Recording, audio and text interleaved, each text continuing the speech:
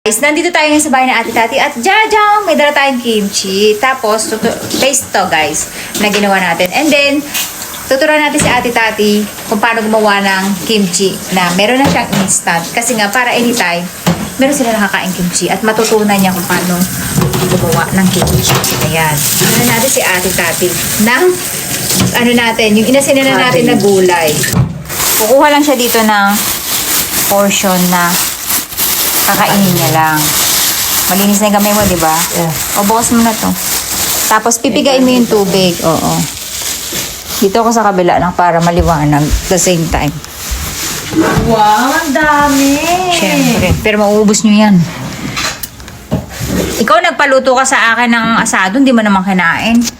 Kahit kinakain ko. Andun sa freezer, nilagay ko sa freezer, hindi mo naman kinakain, nakataka. ko. Dami pa rin naman, kinakain. Pigain mo na muna yan na, maalat pa yan. Pipigain mo siya. Pag piga mo, saka mo lalagay sa planggana. Hindi, as in talagang para ka naglalaba. Huwag mo dyan pigain dito sa labas kasi yung katas ng kamay mo sasama. Ayan. Pigang-piga dapat para walang tubig. 料理してるんだな、お前。 Yung portion na tingin mo mauubos nyo pang isang kainan. Pero pang 2 araw kaya nagdamihan mo na.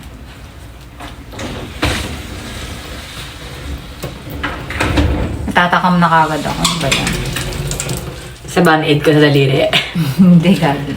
Dun sa ano. Masarap yung kung may nira. Lalagyan mo siya ng nira na. Siguro mga ganito lang. Hmm. Pasensya na sa band-aid, guys. Wow. Nakasasay mo muna siya. Ilang scoop?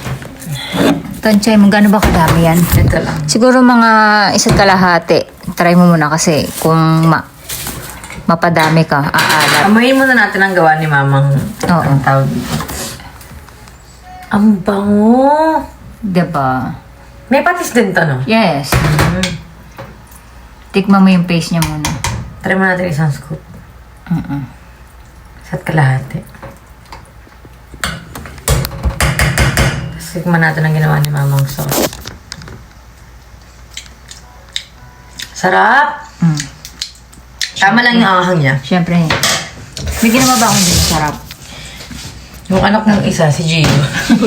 Aluin ko na ito ng ganito. Sorry guys, malinis naman ang kamay ko. Yung walang bala, ito pang Hindi naman pambenta yan. Ang sarap niya. Naglalaway na nga ako eh. Ang tanong siya, ganito yung mga gusto kong ginagawa, lalamutak. Oo, diba? Parang kulang. I think kulang siya ng konti. Ang sarap. Naglalaway naman ako. Ang bango guys. Ang bango, diba? Parang na-feeling ko kenchana na ako. Tikman mo. Kumuha ka ng portion na pwede mong tikman. Parang feeling ko marami akong di nalalagyan. Ay talaga, inisa-isa mo pa siya, no?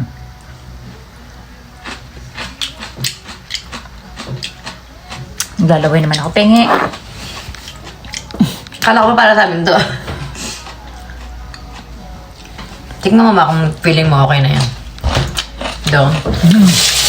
Narinig niyo ba yung guys, yung crunch niya? Ate mo okay na to? Pero hindi mo siya masyadong napiga. Maalat pa yung ano.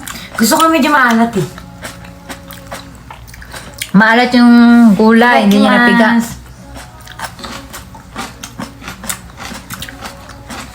Kulang pa siya sa kimchi paste. Hindi lumalasa. May alat nga ah. Bila kang ang baho, nag-toothbrush na ako. Maalat yung gulay. Kailangan pipigay mo siya maigi. Next time. Para yung kimchi lumalasa. Hindi yung alat lang. Sarap. Pengi pa na ako. Ay ako, nagugutom na ako eh. Ito naman videographer ko, hingi ng hingi. Hindi na lang mag-video. Gusto ko na matikman yung kamay mo. Sakto lang, no? Sobrang sarap. Pero matubig pa talaga yung gulay. Ang arte mo, kami kakain. Naubos na kakagad pa natin. Yung repolyo, daikong, pwede mo lagyan. Meron din akong jelly dyan na dala na. Pwede mong ihalo dyan. Jellyfish. Ah! Pwede mo na siya ihalo. Ang okay ng ha, di ba? Nakalagay ko siya dito. Di ba may box ka? May tupperware ka sa Ah, ilalim. Para anytime Ang makakain. tara, nangangilam ka ng gamit ko. Kasi Anong gagawin kulay? ko sana, naalala ko nga pala, i-video mo. Blue. Hindi, meron ako dito. Kasi yung mga pangulam ko yun, guys. Color-coded kasi ang mga ano ko dito gamit. So ayan guys, masarap din yan sa shabu-shabu, sa nabe, sa chahang, di ba? Yes. Mahilig ako mag-kimchi nabe. Super hilig ko mag-kimchi nabe. Kasi napakadali niyang lutuin. Lalagay mo lang to, tofu. Parang hindi nahalo yung carrots, puro carrots yung naihalo mo dyan, yung ilalim nun, walang carrots. Meron. Kami kakain. Dito ka pa nakatira? Kanina ka pa nangangialam. Kasi yung carrots nun nasa ibabaw lang, hindi ko napalalim. Hindi nalo ko ng maigi. Basta alam mo yung technique next time na pipigain mo maigi para mawala yung Yes, ma'am. Kap. kailangan dry yung gulay. Kasi magsasabog yan ng husto. So yung anghang, sakto lang. Sakto lang. Kasi mahilig naman ako sa maangang eh. O, 10 out of 10. 10 out of 10. Pag sinabi ko na 9.5, bakit hindi mo yun natin yan? Kasi mama guys, pag nag-ano ako eh. Para sa akin, siguro 9.5 kasi nakulangan ako ng piga. Mm. Kaya next time, So it's not my fault, it's your fault. Oh, diba? Sabi sa'yo may ganyan siya guys. Hindi ka mananalo sa kanya. Eh talaga naman kasi nga 9.5, hindi naman So yung lasa guys, yun. ito yung ginawa ni mama, ang kimchi. Ang sarap na cake. Nagtiting ako. Thank you. Bye-bye. Thank you, ma. Lagyan mo sa rep yun na. Aasim yun. Ayan. Alam nyo guys, ang sarap nito.